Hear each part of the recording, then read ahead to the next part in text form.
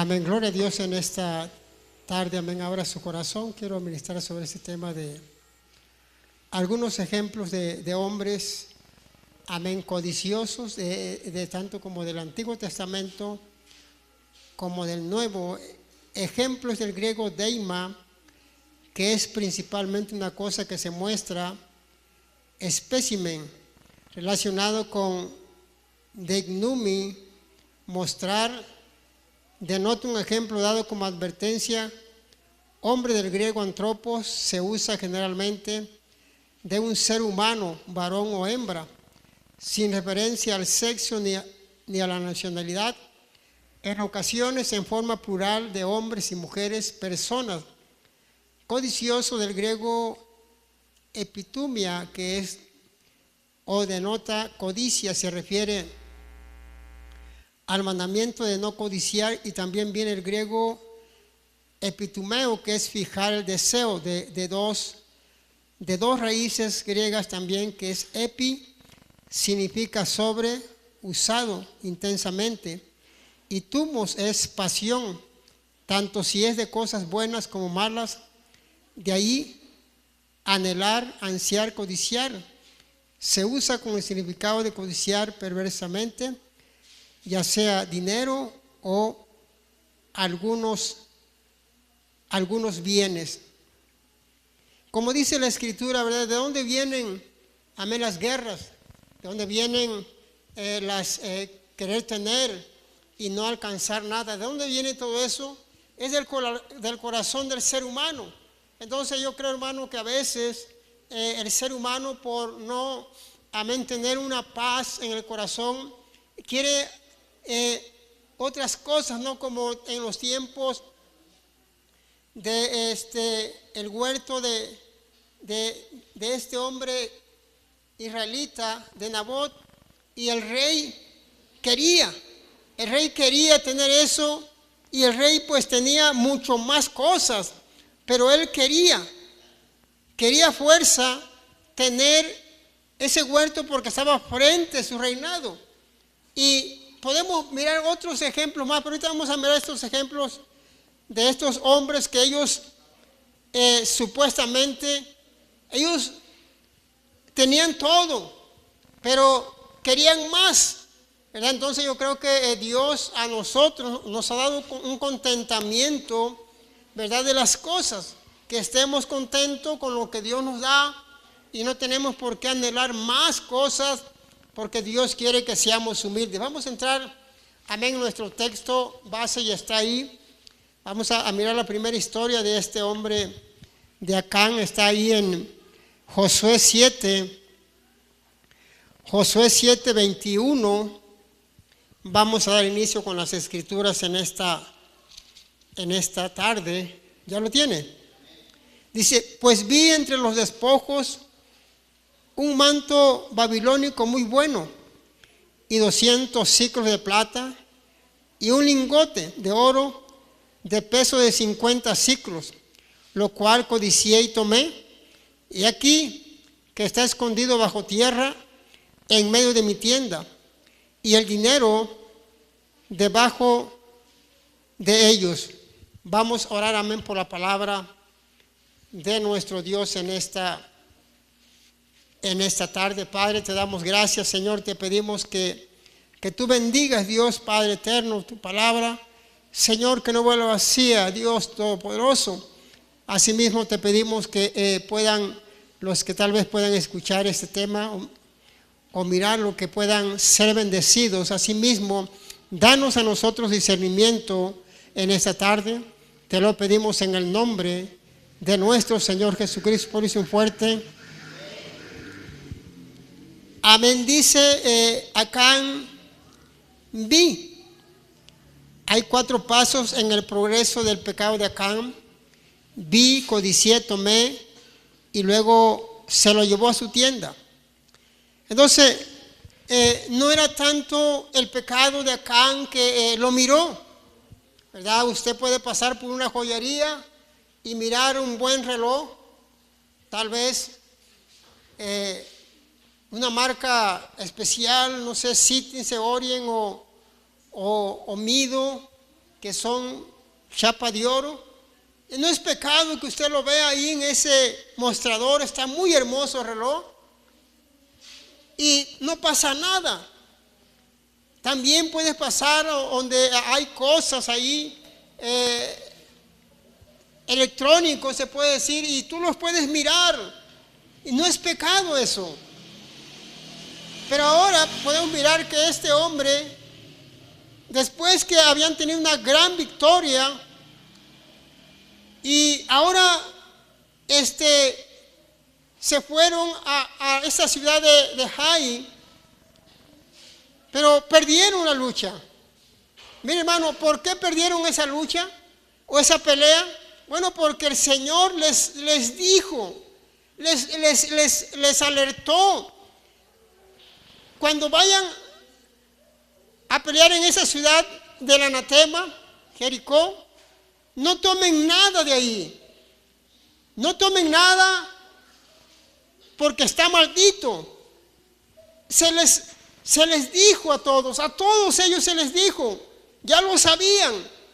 Pero este hombre, su codicia, su avaricia, se emocionó, mirar ese lingote de oro y el manto. No creo que era cualquier manto, como un manto que usted ve aquí, no, sino que era muy hermoso, y lo codició y lo agarró y lo escondió, pensando que ya estaba bien todo.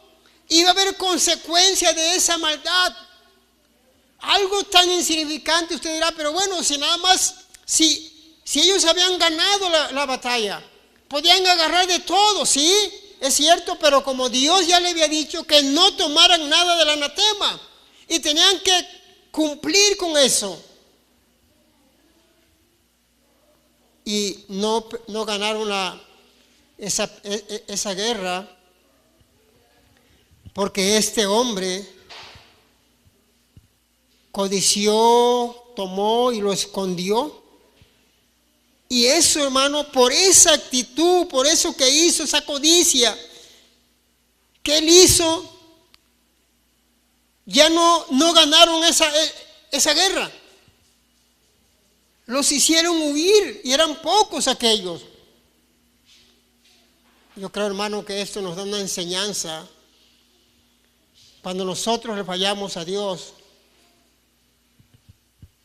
vamos a ser vencidos por esa falla o por ese pecado, y el Señor no nos va a respaldar.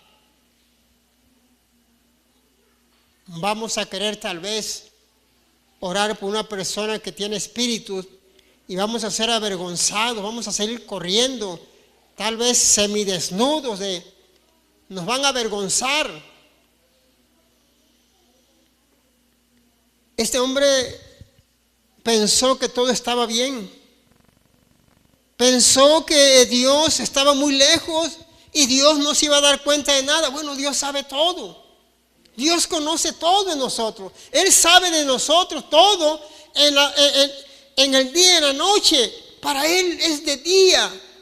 Para Él estamos desnudos ante su presencia. Entonces, este hombre pensó que a Dios mismo lo iba a engañar.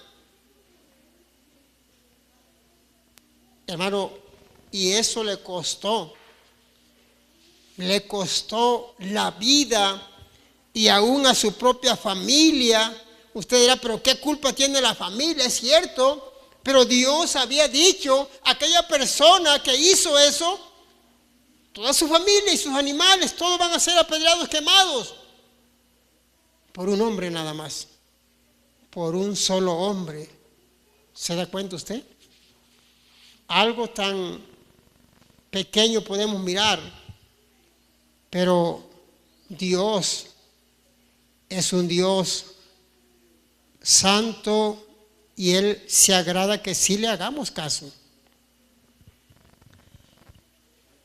Está como el pecado de David con Betsabé. Sabemos bien esa historia. Sabemos bien lo que pasó. Hizo lo mismo. Él era tiempo de guerra David debería estar en la guerra, pero David se quedó ahí. Se quedó allí en su reinado y estuvo allí mirando arriba de su azotea y miró a esta mujer. Bueno, ya había pecado, ya la miró, ya pequé, pues me arrepiento, ¿no? No, miró. Y luego le dice al criado, ¿me la traes a esta mujer? Porque no, me la traes ahorita mismo. Y pues era el rey. Al rey, ¿quién se le puede negar? Y también hizo lo mismo. Y por ese pecado mató a su hijo, que era consecuencia de esa relación ilícita. Y pagó las consecuencias.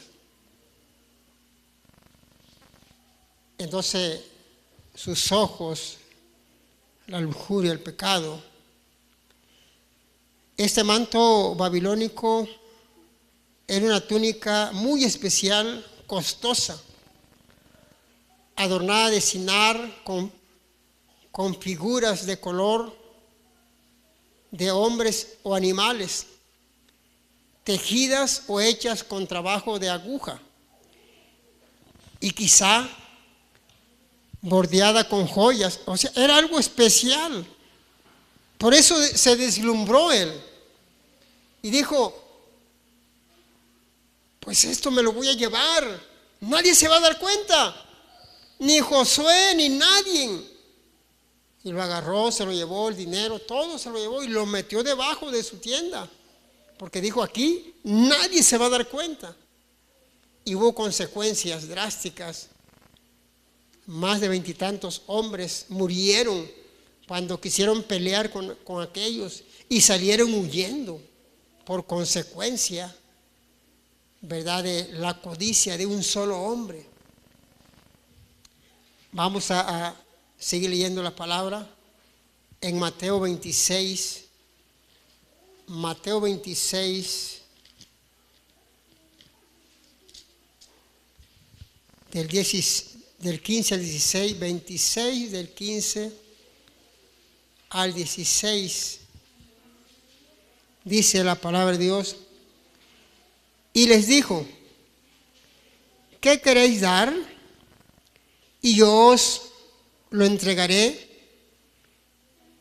Y ellos le asignaron 30 piezas de plata, y desde entonces buscaba oportunidad para entregarle.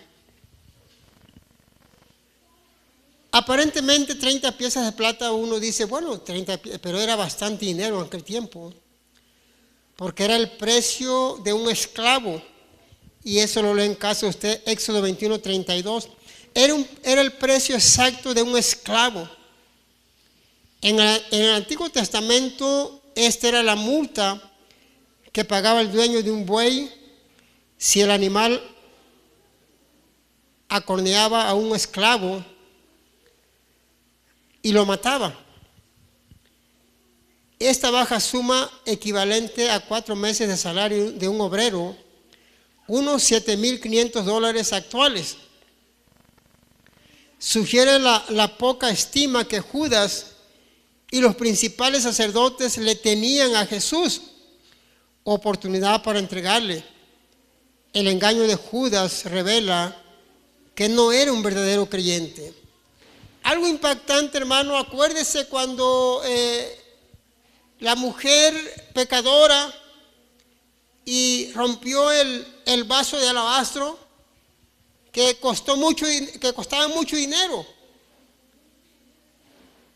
Entonces este hombre dice, cuánto desperdicio. Mejor esto, Señor, se lo hubiéramos dado a los pobres.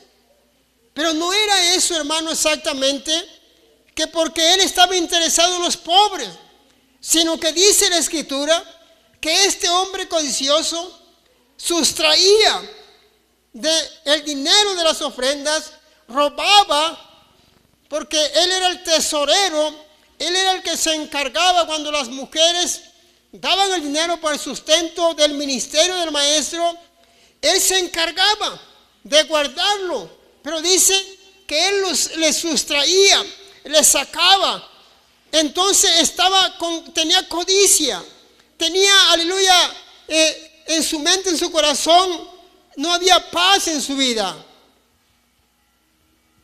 ¿Y qué dice la palabra de Dios? Desde entonces buscaba la manera para entregarlo, o buscaba la forma para, aleluya, entregar al maestro. Se imagina, hermano, por 30 piezas de plata entregó al maestro con un beso que le dio en la mejilla. Entregó a nuestro Señor Jesucristo, aunque todo es profecía. Pero se imagina, le dan las 30 piezas de plata al hombre y por su que sentía remordimiento por haber fallado al maestro, haberle vendido por 30 piezas de plata, fue y se las tiró a los sacerdotes ahí, porque sentía que había fallado a Dios o al maestro. ¿Hasta dónde llegó su codicia? ¿Hasta dónde llegó?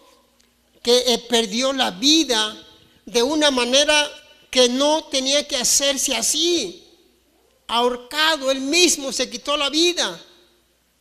Y es una mentira lo que andan predicando por ahí unos predicadores, que no, es que Judas se salvó. Judas en sus últimos momentos de vida se salvó. Entonces ellos estaban hace 2000 años también. Están inventando cosas, ¿no? Entonces, y dicen que desde esa fecha que empezaron a hablar sobre eso, los suicidios han ido de más hacia arriba. Cosas que no es así.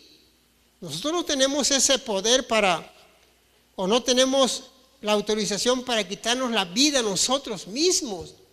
Es un gran pecado. Aunque tal vez algunos de nosotros, de jóvenes, nos seguía ese espiritillo de suicidio, ¿verdad?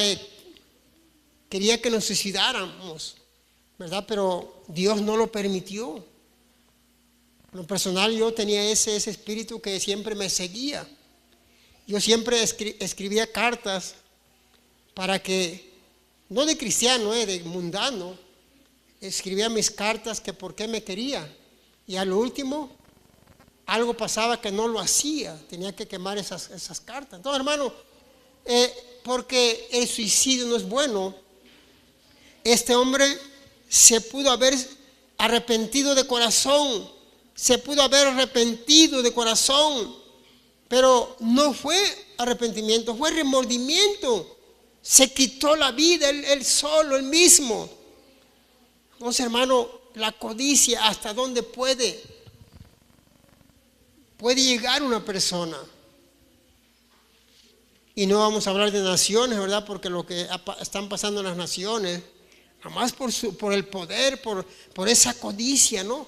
De más poder y más poder, invaden naciones, sin importar cuántos niños, cuántos adolescentes mueren, no les importa, quieren el poder, quieren la autoridad, que sean de respeto. ¿Hasta dónde llega la codicia, hermano?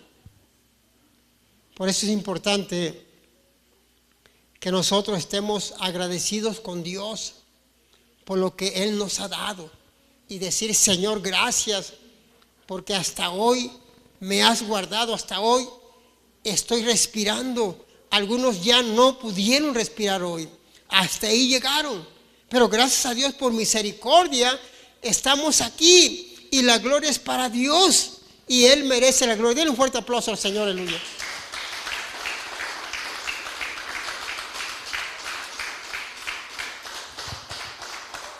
Vamos a mirar otro ejemplo de esta muchacha. Vamos a leer Hechos 16,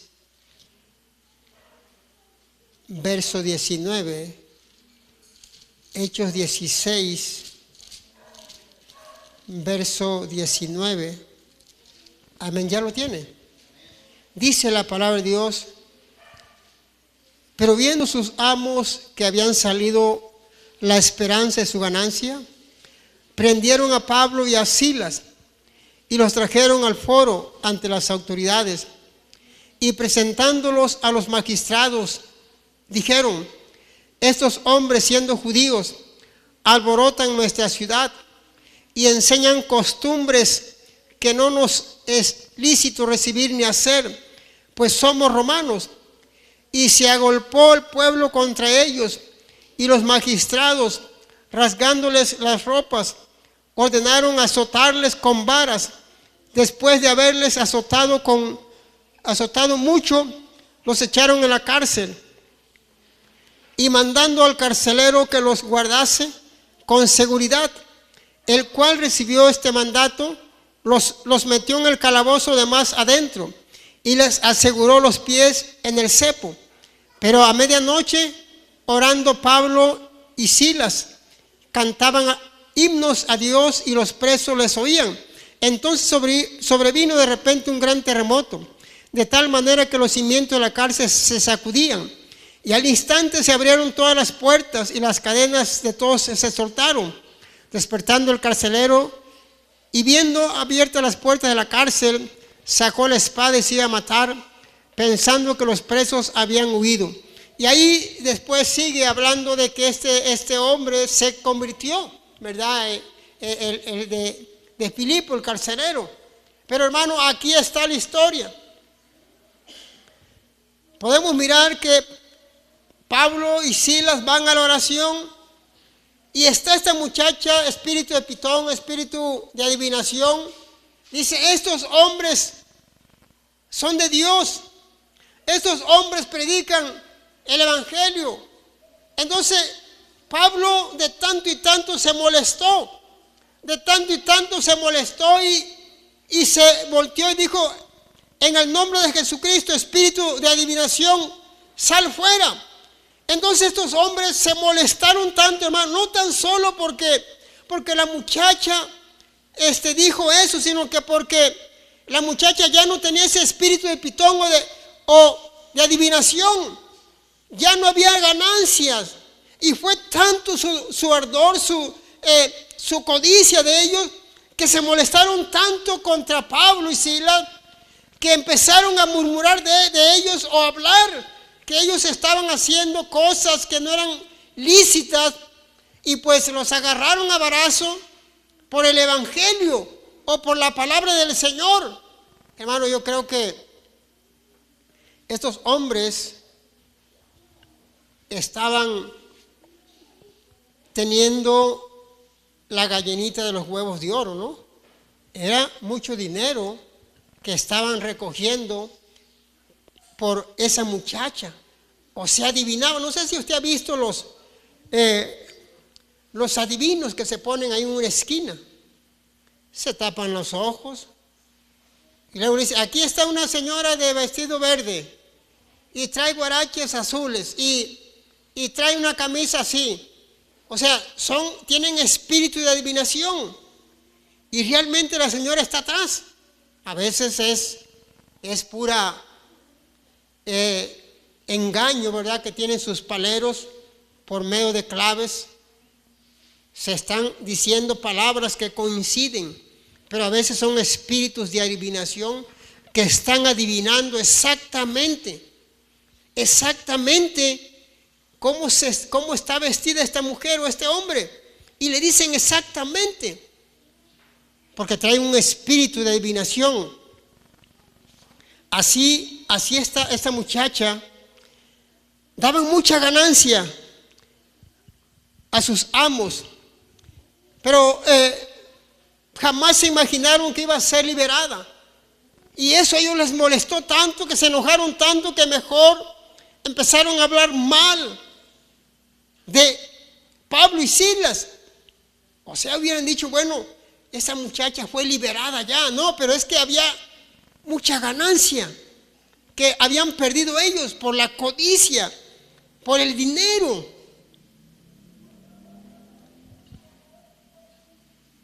El demonio de esta muchacha salió cuando Pablo le habló con autoridad apostólica.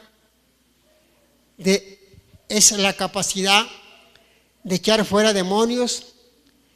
Estaba reservada a los apóstoles de Cristo, pero estos amos de esta muchacha se enfadaron tanto por la pérdida de su ganancia y ellos se molestaron tanto, que empezaron a hacerle alboroto a Pablo. Hermano, a veces la gente, cuando usted puede ayudarle a una persona que está en la idolatría, usted la ayuda, es liberada, ya no vende esas figuritas, ya no se dedica a eso. Pero va a haber gente que le va a molestar porque usted le habló de Cristo y fue liberada. Se va a molestar, va a decir, bueno, pero ¿por qué? ¿Por qué le hablaste de eso? Y ahora ya no hay ganancia. Así exactamente pasó hace más de 2000 años en los tiempos de Pablo. Pero tenemos que decir la verdad. Tenemos que hacer lo que tenemos que hacer. Cuando hay manera, cuando hay forma de hacer una liberación aún en la calle, usted lo puede hacer. Usted está equipado para hacer esa liberación y no importa lo que diga la gente, que estamos locos, que como en la calle. Bueno, porque el mismo Señor capacitó a sus discípulos y también, ¿verdad?, a los que escucharon a los discípulos, y hasta ahorita nosotros estamos escuchando esto, que en el nombre de Jesucristo, amén, Dios libera a mucha gente en el nombre de Jesucristo. Lo hemos experimentado aquí mismo. Cuánta gente ha sido liberada, cuánta gente ha sido totalmente libre por esos espíritus, nada más en el nombre de Jesucristo. Denle un fuerte aplauso al Señor, aleluya.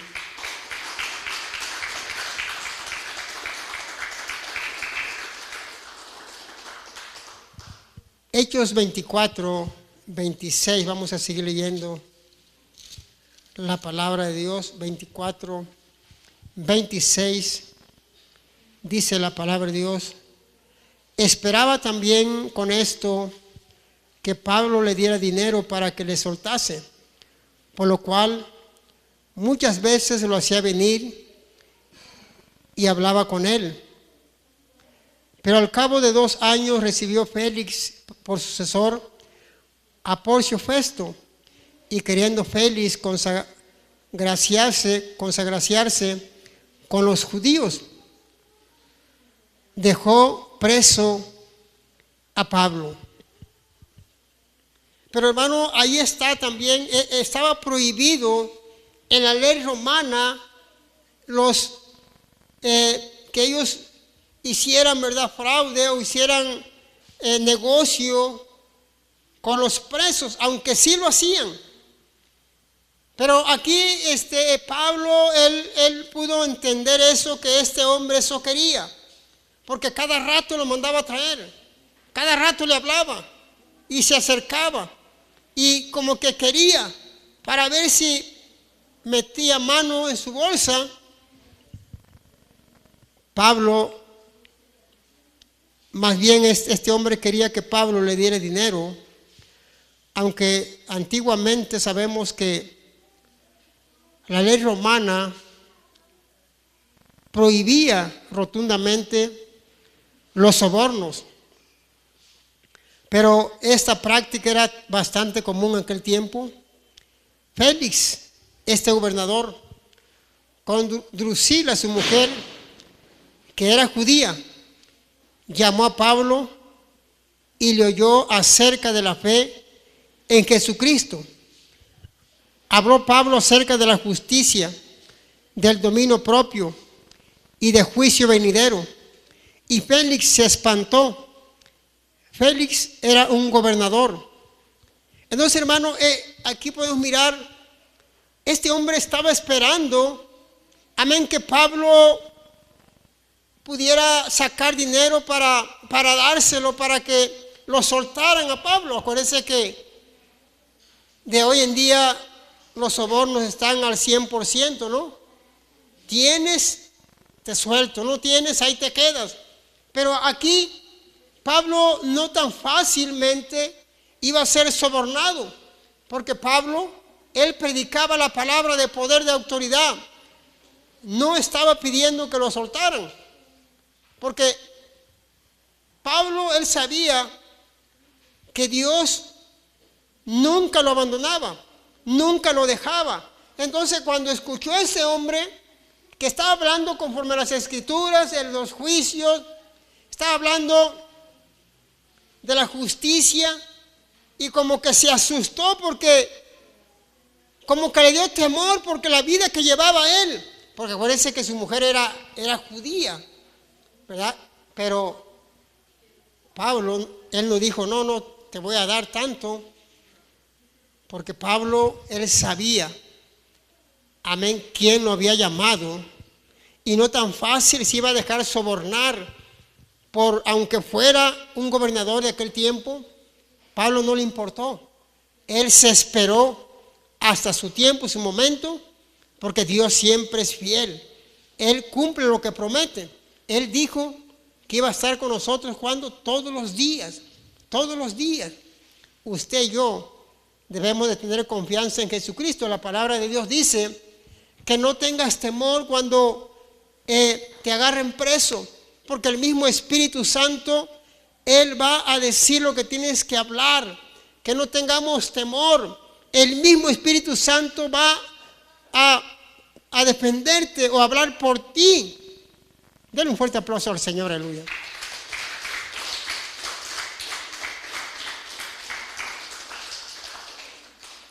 Vamos a seguir leyendo la palabra en Segunda de Pedro 2:15. Amén, dice la palabra de Dios de esta manera. ¿Ya lo tiene?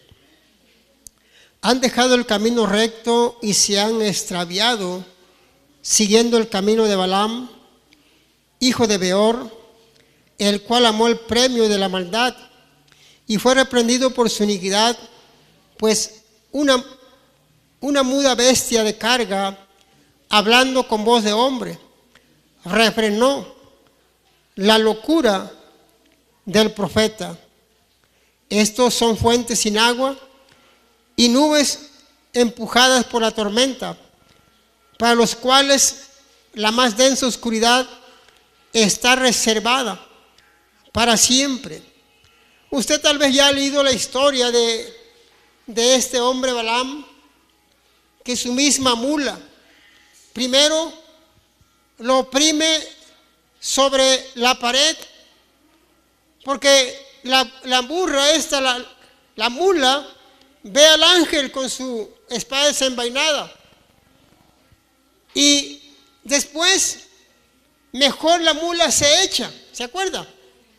Y empieza este hombre, porque iba a maldecir al pueblo de Dios por dinero, y se le echó este animal y le empieza a golpear literalmente, y esta habló y le dijo, bueno, ¿por qué me pegas si yo te he servido toda la vida? Hermano, un animal hizo reflexionar a este hombre, porque se había desviado el camino correcto, quería ese premio, esa maldad, por su codicia. Entonces, el camino recto es una metáfora del Antiguo Testamento que representa la obediencia a Dios. Balaam sirvió como ilustración y ejemplos de ese tipo de profetas falsos. Fue un profeta del Antiguo Testamento que se puso a la venta y negocio a la verdad con cualquiera que le pagara el precio estipulado. Este hombre prefirió la riqueza y la popularidad a la fidelidad y a la obediencia a Dios. Por medio del burro que le habló, Dios impidió que este falso profeta maldijera a Israel. ¿Por qué, hermano? Porque el Señor, Él es el Todopoderoso. Él permite cosas, pero hasta cierto punto. Este hombre iba dispuesto a maldecir, a hablar mal de Israel por dinero. Pero ahí está Dios impidiendo todo eso. Porque Dios está en todo lugar, en todo momento. Entonces nosotros, hermanos, no vamos a desviarnos como este hombre Balaam por dinero o por algo más y dejar el camino recto, o sea, dejar el camino de Dios, el camino estrecho, el camino angosto que te va a llevar a la vida eterna. Pocos son los que entran por ahí. Y por el ancho, todos quieren pasar por ahí, quieren entrar por ahí. Porque no hay entrega, no hay sacrificio, no hay esfuerzo. Y todos por ahí están entrando. No nos desviemos de la verdad o del camino recto. Que nada te desvíe, que nada te deslumbre de este mundo pecador. Siempre estar viviendo para Dios o en obediencia a Dios. Y no ser como Balaam, que por dinero o por poder se estaba desviando del camino recto. Y es muy extenso, hermano, el camino recto. Un poquito de levadura leuda toda la masa. Y si no tenemos cuidado, poco a poquito,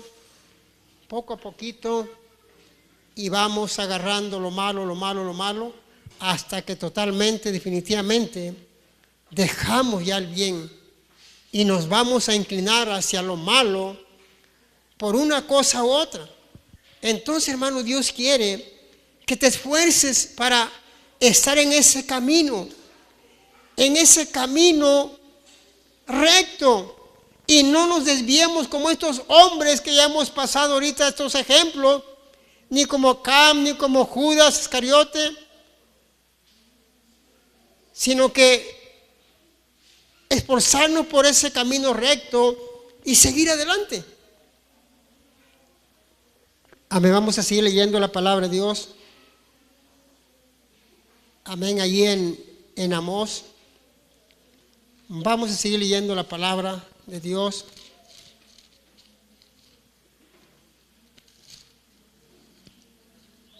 En Amós 2, del 6 al 7, ya lo tiene. Dice: así ha dicho Jehová, por 3 pecados de Israel, y por el 4 no revocaré su castigo, porque vendieron por dinero al justo y al pobre por un par de zapatos, pisotean en el polvo de la tierra las cabezas de los desválidos y tuercen el camino de los humildes, y el hijo y su padre se llegan a la misma joven, profanando mi santo nombre. Mire, hermano, estaban en ese punto de la avaricia. Israel o los judíos los consumía tanto que para cancelar deudas insignificantes se vendían entre sí como esclavos. El cuidado de los pobres es un tema muy sobresaliente en el Antiguo Testamento, y la pureza sexual también se ordenaba con reiteración. Las transgresiones en ambas áreas son una afrenta al nombre santo de Dios. ¿Se imagina? La misma joven. Y eso a Dios se airaba con estos judíos. Porque al desválido, al pobre, hasta por un par de zapatos, se imagina, por un par de zapatos, vendían a sus propios hermanos por 2 zapatos nada más. Se imagina hasta dónde estaba la avaricia, la codicia. Usted dirá, no, pues un par de zapatos, pues sí, se oye muy fácil, pero para aquellos tiempos era algo tremendo. Se imagina una persona por un par de zapatos de esclavos pisoteaban, dice, al pobre, al humilde. Le ponían el pie en la cabeza. Estaban tan mal por la misma avaricia que los consumía. Es mala la avaricia. Es algo terrible la avaricia. Y aquí podemos mirar en estos tiempos, en los tiempos, de Amós, el Señor estaba airado con ellos. Es lento para enojarse, grande en misericordia, pero se llega un tiempo, hermano, donde el Señor se molesta aún con su propio pueblo, lo que estaban haciendo con su propia nación, su propio hermano. Se vendían unos a otros. Al pobre, al que no tenía nada, le ponían el pie en la cabeza para acabarlo de que se amolara la persona, no se puede decir. Estaba tanta la avaricia y se estaban vendiendo unos a otros por la avaricia que tenían. Yo creo, hermano, que el Señor, en su gran misericordia, ha visto, amén, grandes cosas que Dios está haciendo en su pueblo. Y una de ellas es que el Señor, ¿verdad?, Él quiere que seamos liberales. El Señor quiere que nos apoyemos unos a otros cuando esté una necesidad, que no escatimemos. Si tenemos la manera, ¿por qué no ayudar a una persona? Y esa persona, hermano, va a derramar lágrimas de gratitud, porque no puede devolverte ese favor que le estás haciendo, porque es tu hermano, es tu hermana. Lo hiciste de corazón, gloria a Dios. No lo puedes hacer porque no tienes, no te preocupes. Pero cuando tenemos la manera cómo hacerlo, lo vamos a hacer. Y no ser como estos hombres que los consumía, amén, la avaricia, y estaban en grandes pecados. Porque el Señor, Él ama al pobre. Y si dice, si este pobre clama a mí, yo lo voy a escuchar y no me voy a agradar. Infinidad de cosas que hacían los judíos. A sus trabajadores no les daban su sueldo cuando terminaban el trabajo. Se los agarraban y se los daban hasta cuando querían. Y todo eso Dios se molestaba con ellos. Porque al pobre el Señor lo ama. Y el Señor se preocupa por el pobre, aquel que no tiene ni para comer. Dios se preocupa por él y el Señor busca la manera para bendecirlo, para ayudarlo, porque es parte de su naturaleza de amor que Él tiene para con los demás. Denle un fuerte aplauso al Señor, aleluya.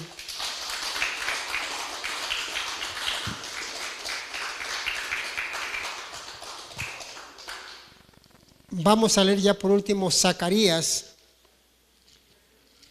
9:3. Amén, dice la palabra de Dios de esta manera. ¿Ya lo tiene? Bien que Tiro se edificó fortaleza y amontonó plata como polvo y oro como lodo de las calles. He aquí, el Señor la empobrecerá y herirá en el mar su poderío, y ella será consumida de fuego. Verá Ascalón y temerá, Gaza también, y se dolerá en gran manera. Asimismo Ecrón, porque su esperanza será confundida, y perecerá el rey de Gaza, y Ascalón no será habitada. Habitará en Asdod un extranjero, y pondré fin a la soberbia de los filisteos. Tiro, esta ciudad, ocupaba una isla a 800 metros de la playa. Llegó a creer que era invencible, con muros de 46 metros de altura. En algunos puntos era una ciudad tan impenetrable que Salmanasar el asirio la sitió durante 5 años, y no pudo conquistarla. Nabucodonosor trató de hacerlo 13 años sin tener éxito. A diferencia de ellos, Alejandro fue el instrumento designado por Dios para construir un pasadizo con los escombros que quedaron de la ciudad costera que Nabucodonosor destruyó, lo cual permitió destruirla en 7 meses. Esta ciudad, hermano, estaba supuestamente ella muy sabia, acumulando riquezas, amontonando oro, plata. Pero dice el Señor, te voy a empobrecer. Te voy a empobrecer porque esta ciudad se presumía que era una ciudad que no podían nadie entrar en ella. Estaba muy fortificada, estaba muy segura, y eso Dios estuvo mirando todo eso y dice, mira, te voy a empobrecer, porque estaba confiando en sí misma de que era una ciudad muy próspera, una ciudad muy rica, pero dice, mira, vas a empobrecer. Dios, hermano, cuando una ciudad se jacta de que es autosuficiente, Dios no crea que se agrada. Dios toma juicio sobre eso. Y aquí esta ciudad,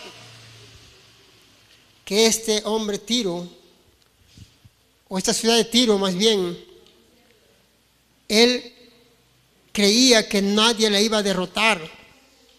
Hermano, Dios, Él tiene todo bajo control. Dios, Él tiene todo bajo control en cualquier ciudad. Amontonó riquezas, amontonó todo, pero como esta ciudad también dice, tú dices que estás rica, pero estás pobre, porque lo más importante es la riqueza espiritual de una ciudad X, aunque no sea muy rica, pero si hay muchos cristianos ahí, para Dios esos son los verdaderos que están con riquezas espirituales. Dice, te voy a empobrecer, y Dios lo que dice lo cumple. Ya leímos ahorita, ¿verdad que sí? ¿Verdad lo que le sucedió? ¿Por qué? Porque se jactaba de poder, de autoridad, de que tenía muchas riquezas. Porque el Señor quiere que seamos humildes. El que se enaltece, Dios lo humilla. El que se humilla, Dios lo enaltece. Denle un fuerte aplauso al Señor, aleluya.